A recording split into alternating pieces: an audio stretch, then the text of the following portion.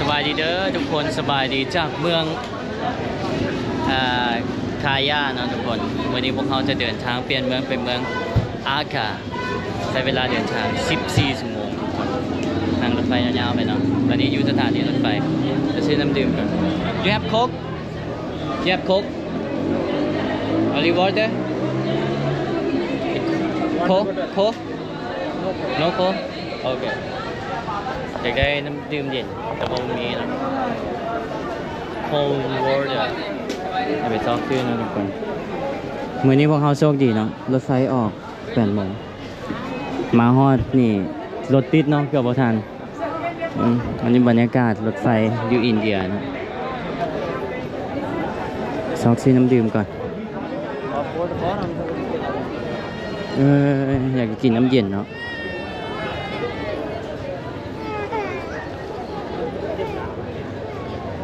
คนก็จะมานั่งเต็มอย่างเช่นเราทุกคนปูสาดอย่างนอน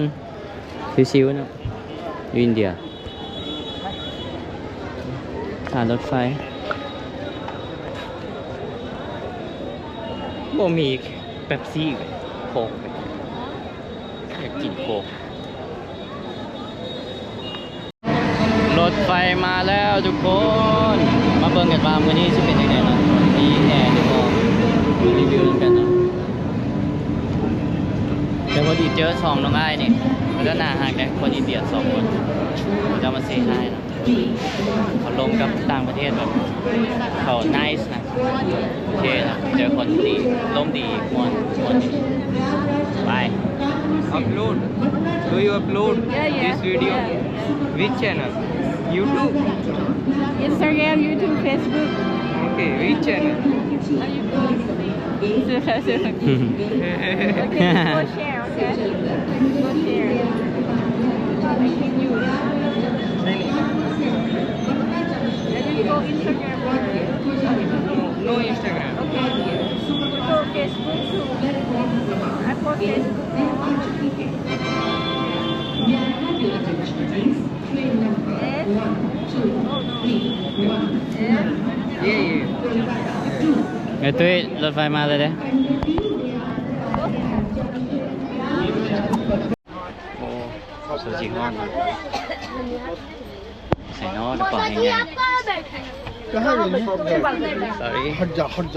yeah เมื่อกี้เจออีตาหนึ่งแต่ว่าเอ้าเป็นอย่างเจ้าผู้ชายบอกถ่ายบ่ได้อยู่ในรถไฟก็เลยว่าเอ้าไปถ่ายจอไปถ่ายค่อยอันนี้เป็นวอล์กค่อยฮะ เกือบคือเก่าละใกล้ละ เฮ้ยเป็นอย่างมันบ่มีแอร์บ่อ๋อมีแอร์มีผ้าห่มทุกคนโอเคอยู่รถไฟก็ออกย่างมาไกลๆทุกคนยังบ่ฮอดตอนนี้ sorry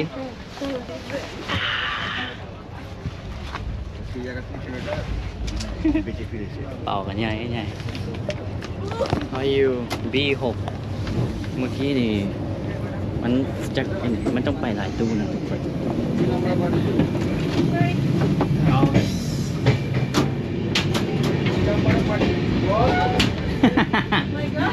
ย่างต่ำมันเซ่แล้วทุกคนทุกคนถึงมาแล้วคนนอนอยู่เนาะเขาก็ลงก็ได้บอกเจ้าหน้าที่มาบอกเจ้าออกแล้วจะขอให้ต้องซูซีเนาะเดี๋ยวพงเขาเป็น3 ฐานคือเก่าทุกคนต่างจังหวัดนี่เองนะสบาย14 ชั่วโมงอยู่ในรถไฟนอนแท้ๆเลยนอนแท้ๆบัดนี้เมื่อวานนี่แบบนอนกี่ตัวมี3เนาะมีกลางๆแล้วก็ทั้งลุมโอเคเนาะวันนี้ได้พักผ่อนเลยแอร์เย็นดีนะมีผ้าห่มให้มีหมอน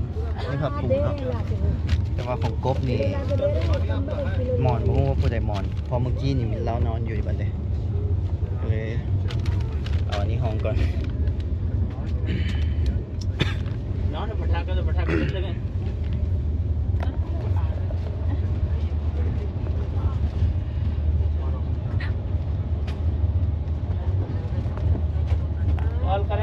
ภาพที่ คิดว่าจะแบบจะคืออยู่ไทยเนาะรถไฟไปกรุงเทพนะแต่ก็ซ้ำนี่ก็โอเค มีแอร์แล้วก็ถือว่าโอเคทุกคนมันบ่มีกลิน บ่มีกลินเหม็นก็โอเคแล้วเมื่อวานขี่มามีกลินเนาะพักผ่อนแล้วเนาะทุกคน14 ชั่วโมงสิเกิดอย่างคืนในสุดท้ายคนดูกันทุกคนเอ้ยบ่มีปากบ่ตุ้ยบ่มีบ่เชี่ยจะพาไปแบ่งเนาะบ่มีปากของเราจะมีปากฝั่งกันตุ้ยเราของเรามีปากเด็กของผมมีปากฝั่งเราบ่มีปากผักกั้งกับบ่มีเนาะบ่มีให้บ่มีลุ้น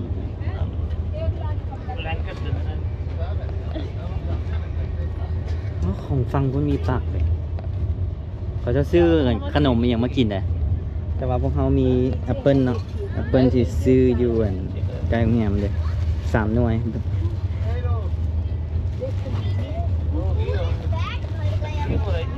นี่เด้อแอปเปิลล้างมาเรียบร้อยตุ้ยกับโบปดเกือบเลยเด้โฟจิลุมเด้เดี๋ยวเอายัดใส่ถุงนี่เด้เอายัดใส่เปล่า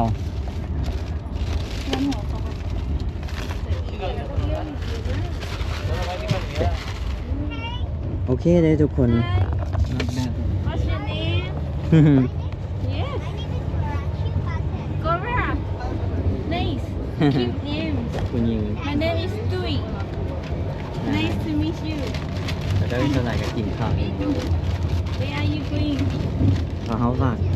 กระเป๋าเป็นแพ็คที่กล้องแม่เรา Where are you going? Where are you going? Mathura. มัตจุระ We are going to Agra. Agra. Agra. อากรา To see Taj Mahal. Yeah. เนาะลืมบอกว่าเมืองอากราเนี่ยเป็นเมืองที่มีทัชมาฮาลนะทุกคนแต่ตุ้ยเคยไปแล้วกบยังไม่เคยไปนะก็เลยอยากไปมาอินเดียต้องไปทัชมาฮาล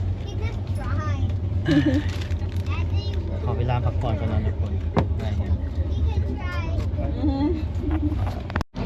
คิดว่ามันมีปากนะทุกคนมีปากเด้อทุกคนเด้อปากจะอยู่ลุมนี่เห็นปะเดี๋ยวเราจะเห็นอยู่ลุมเราก็สากขึ้นมาถึงโอเค not bad นั่งพักก่อนนะทุกคนแต่มีตำรวจนะทุกคนตำรวจจะยางรองกอดปีมีปืนอยู่เด้มีปืนอยู่เด้แบบ3 คนยางกันแล้วก็มีคนพนักงานมากวดปีเป็นคันดีเนาะเดี๋ยวขอพักผ่อนกันนะทุกคน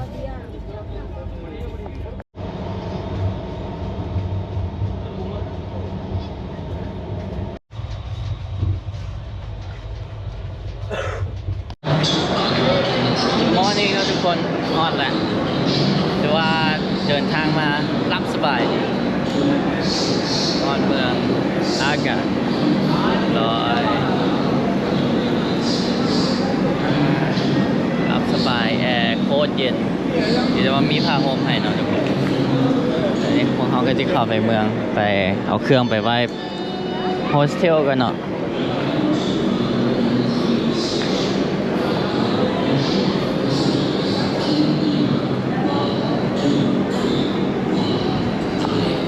14 ชั่วโมงมีแอร์ก็ถือว่าโอเค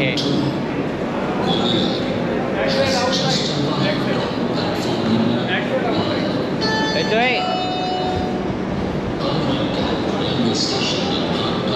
เอาแล้วบอก exit ฝั่งสถานีนี่ก่อนจะเข้า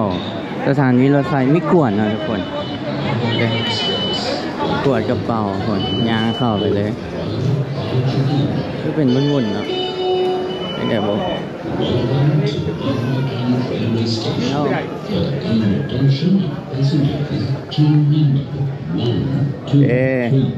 ทัชมาฮาลนะอยู่เมืองนี่เนาะทุกคน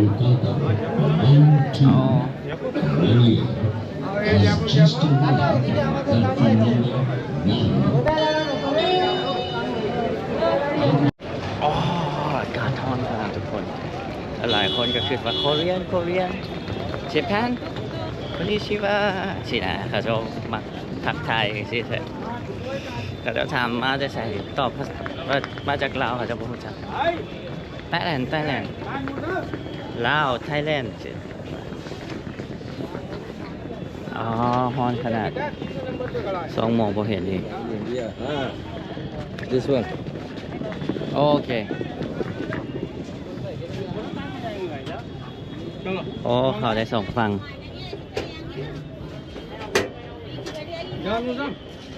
Yes, put luggage back side. โอเค मैं क्या ना DLC में लो 10 रुपए डालना है 55 में wearing the sari going Taj Mahal take some good photos something like that and after you can retain the sari same place and you can use kurta pajama Yeah, how much for rent? ไปโฮเทลนะโฮเทลหรือว่าโฮเทลไอ้ตัวแกสเฮาส์แล้วพักอยู่แกสเฮาส์โฮมสเตย์เป็น2 เตียงนะทุกคนและมามื้อนี้มื้ออื่นพวกเขาว่าสิไปทัชมาฮาลแต่ว่าทัชมาฮาลปิดมื้อดีเดี๋ยวผู้ขับแท็กซี่แล้วบอกแล้วก็โอ้ยเสิร์ชเป็นข้อมูลปิดอีหลีนะทุกคนโชคดีเดี๋ยวเราจะไปบ้องพักก่อนคนเมืองเขาจะเมืองนี้ใหญ่แล้วก็เจริญกว่าเมืองที่ว่าพวกเขาไปเมื่อวานนะเมืองยายาอันนี้เมืองอาร์คลัน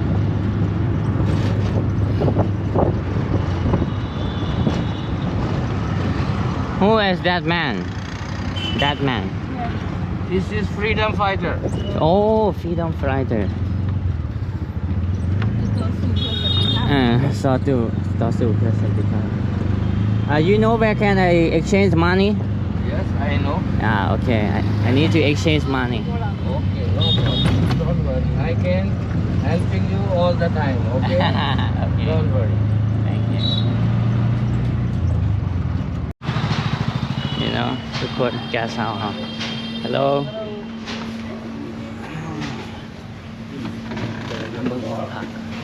Hello. I can say, Okay. please. Okay. What's wrong? Left. Left. Okay. Left. Left. Every tuk-tuk want to be your friend. Yeah. Yes. No, the offer a tour. นี่มาฮอดมองพักเลยทุกคนโคตรสะอาด คือ 1,000 รูปี 250,000 1,000 รูปีเบิ่งประมาณ10 ปลายดอลลาร์2 คนพี่อาหารเช้าอีกแห่งคักสะอาดกว่าตัวเฮาไปนอนอยู่อันคายะเบิ่งไม้นี่